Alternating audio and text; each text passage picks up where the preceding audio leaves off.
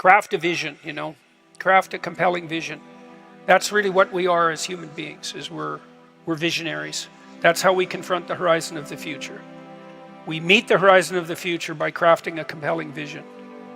And your vision might not involve a college education, but it should be a vision that makes you think, if I could make that come true, it would justify the trouble that it would take to manage it. And I think that's the right attitude to take towards your life. And we're all going to have our crosses to bear in the most fundamental manner. We all have to deal with the catastrophe of mortality. And I think we all have to deal with the reality of hell. And you can think about that religiously or not. Political hell will do for hell as far as I'm concerned. We certainly saw no shortage of evidence for that in the 20th century. And we all have to contend with that, right? The reality of mortality and the reality of hell. And then we all have to contend with the fact that we have to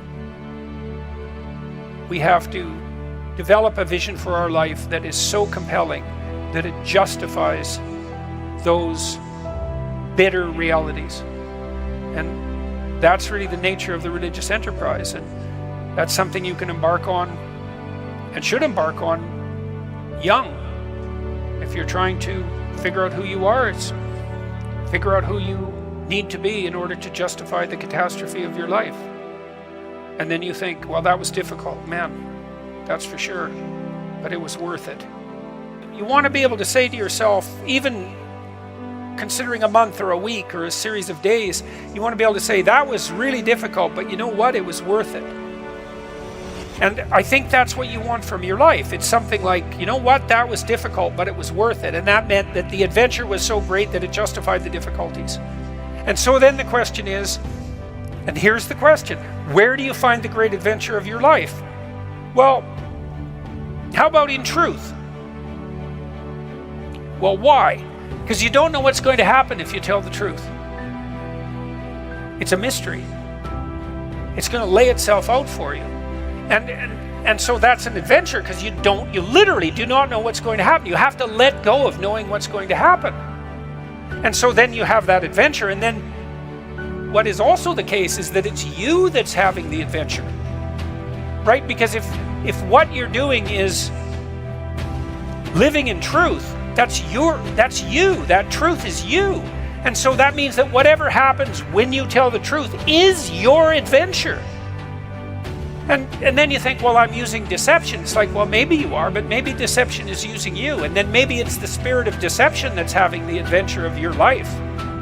And then you might ask yourself, well, why are you so miserable and unhappy? And the answer would be, well, the spirit of deception is having the adventure of your life. You're not even there.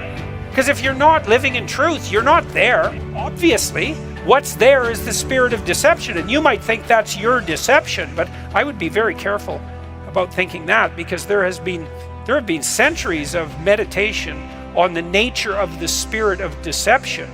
And the answer isn't that the spirit of deception is you.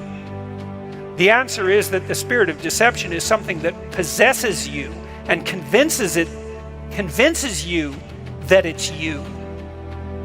And that's not something you want to fall into the clutches of. If you could be who you wanted to be, this is a question you can ask yourself.